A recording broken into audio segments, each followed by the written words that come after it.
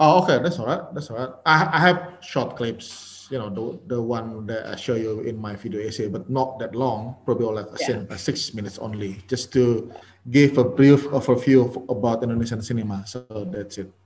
Right.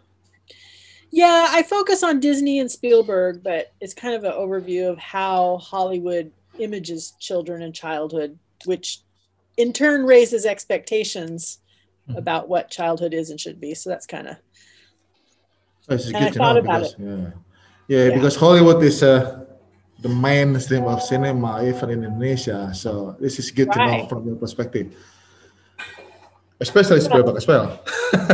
yes. Yes. So, well, I hope Uh, that they will enjoy it. I hope, you know. yeah, for sure. So. Absolutely. After years, no, months, they can't watch the cinema. So I think this will be like refreshing time to just have a look what the cinema means and what cinema construct, the ideology and things. Right. Yeah. Yep. I have a college graduated from Clemson University. I'm not sure she's here now. Yeah, maybe. Yeah, I think she graduated like 2013 or 14 from Okay. Clemson University, North Carolina. Oh, okay.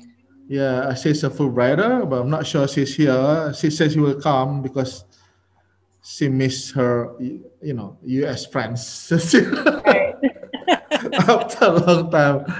But I suppose maybe I can introduce her to you just in case you have a discussion of her.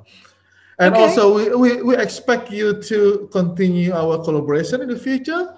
So maybe we still will, if you have time, invite you to like a seminar something, or offering you like maybe you want to be like part of the visiting fellows in our uni if Uh-huh. the pandemic is over and things. But also we still have a plan to arrange everything online. So it will be great to have you as a partner of our university. Oh, that would be awesome. I would love that. Yeah, because we're trying to open, our international exposure Right. as Right. much as we can, and I don't know, as maybe pandemic is part of the good side because we able to do that online. Yes. Yeah. Yeah, much easier for us, even though the time is issue, but still. Well, that's a workable thing. Yeah, yeah, we can run it. So thank you very much for joining this during the after dinner thing. Right. Right. Yep. Yep. Okay, I think most of students already here. You want? Okay, I'm trying to close your presentation. Oh, there we go. Yeah. Sorry. Good morning, everyone. Good morning, Debbie. Sorry. Good evening, Debbie. Evening now. Uh, Thank you for everyone for coming for this guest lectures. This is DB Olson, associate professor in. Yeah, just correct me if I do it the spelling wrong. In sorry, in the Missouri Valley College. Yes. Yeah, yes. Her research interest is wide range, including images of African and African American children in film and television, race theory, childhood studies, cultural studies, African film and New Hollywood cinema. Debbie also is editor in chief of Red Feather, a journal of international journal of children in popular culture. Maybe my student can have a look to the journal. I will give them the address. And also she wrote numbers of articles, books, and book chapters. And I think her upcoming books is about counterculture, cinema, youth, and transition. Look forward for this book, Debbie. Yeah, most of your book I read it in when I did my PhD time in Perth, Hmm. Australia. So your book is part of one of a lot of my citation books. Yeah. Oh, Thank you very much for your reference anyway.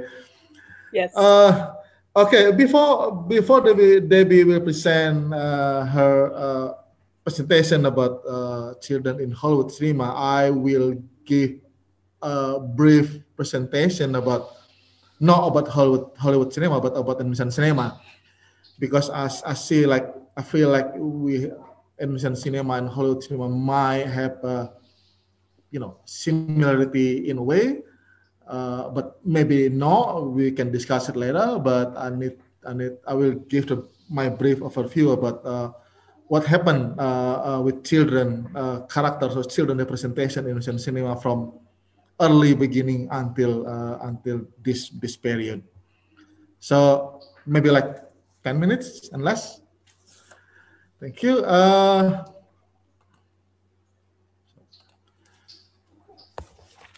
I quote my reading from Hamid Reza Sedar in 2002. He's a researcher from Iran. In the context of children representation in Iranian cinema, he argues that Iranian filmmakers depict children in the main narrative for reason of personal safety, due to the country's state national security and religious restriction on public representation. Child figures are chosen to substitute adult rules in Iranian cinema because he emphasized children were freer than adults. They could go anywhere and do more or less anything. So his assessment is also relevant to understand the use of children figures in Indonesian cinema. Because despite the traditional image of children as innocent, the analysis of children representation in Indonesian cinema demonstrates that children characters have been portrayed in rather diverse range of forms, including a way of addressing complex issue or sensitive issue or political issues that are traditionally defined as an adult issues. So in order to give a brief overview of Indonesian children in Indonesian cinema, I will show you a short clip. It is part of my PhD video essay actually, but I focus on the way of historical representation of children in Indonesian cinema only. So I will share the video. Yeah. Can you see the video now? Yes. Okay.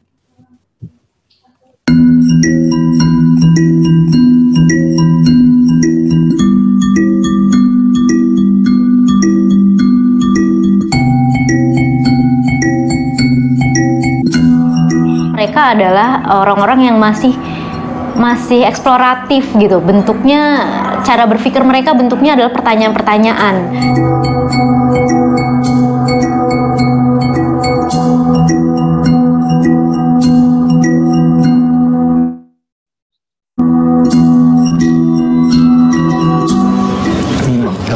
Nama saya Hamli dari Provinsi Sulawesi Tengah, Kabupaten Bangkai. Saya mau tanya, mengapa presiden di Indonesia cuma satu, padahal Indonesia sangat luas? Kenapa kamu tanya begitu? Kenapa? Sama kamu tanya begitu? Sama yang suruh soalnya. Karena hanya ingin tahu saja. Nah, kalau di rumah juga begitu, kan tidak ada bapak 2-3. Ya kan? During the New Order, former Indonesian President Suharto persistently used images of the family and children to represent the relation between the state and the Indonesian people. In this, the school plays a significant role. It is likely that they will experience national politics in their everyday lives.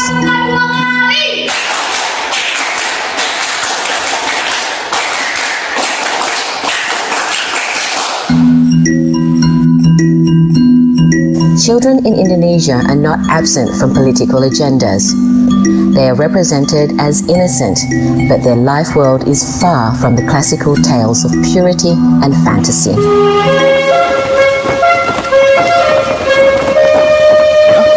Seperti biasa, mulai!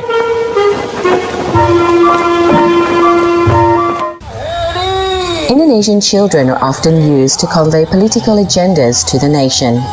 And sometimes the forced involvement of children in adult political life can go too far.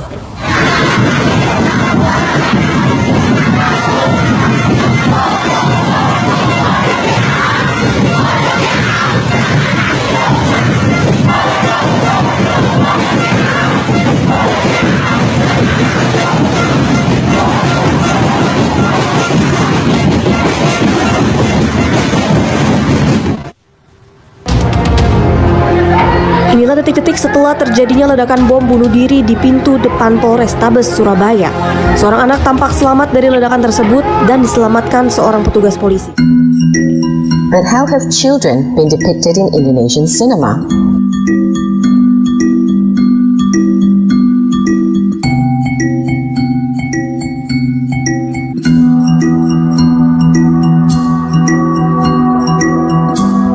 The history of Indonesian cinema suggests that films often use child characters to convey political messages and project images of the nation. Indonesian films made during the Dutch and Japanese colonial periods presented child characters as signifiers of an Indonesian national identity that opposed colonialism.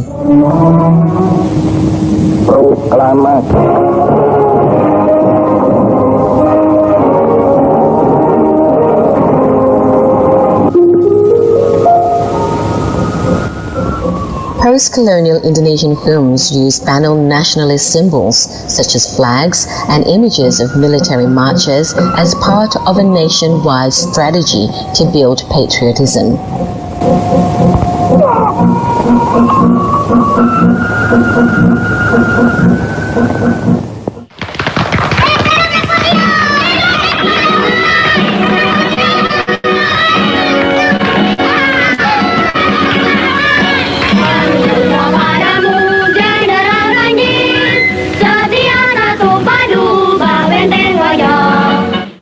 Child characters were depicted as patriotic citizens in waiting, and their world was filled with hope, happiness, and optimism about the emerging Indonesian nation.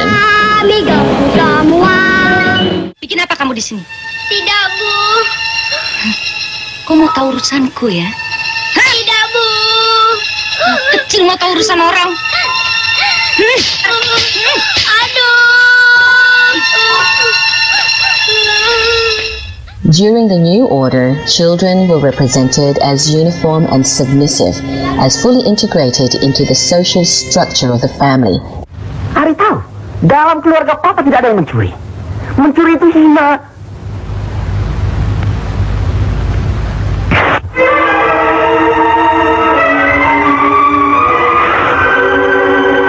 Childhood was depicted as gloomy, stressful, and traumatic.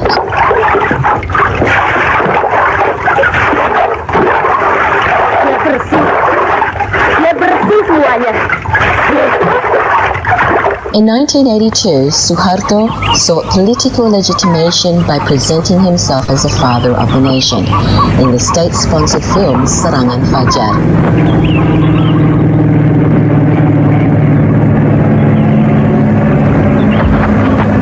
The identity of the nation is imagined through the figure of the war hero. Itu kenapa di sini? Berjuang, mencari bapak. Itu kenapa di sini? Ya berjuang juga.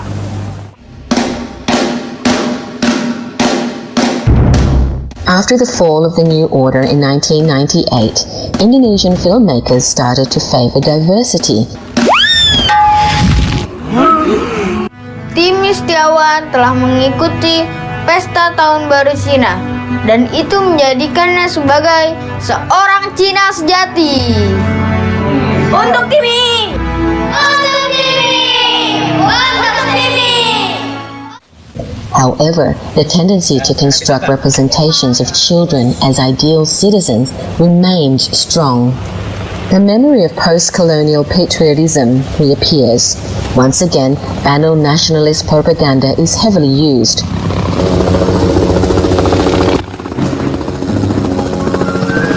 Images of the cheerful life of the children are used to deliver messages about the idealized future of the nation.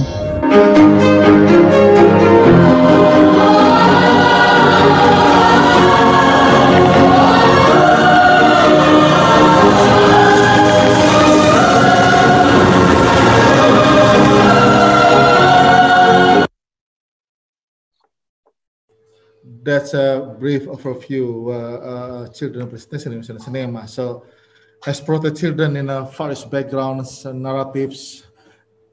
Even though changing the political regime, child characters have been depicted through diverse forms. as independent individuals within the family, rebellious characters within public society, or as a powerless, innocent, and submissive figures.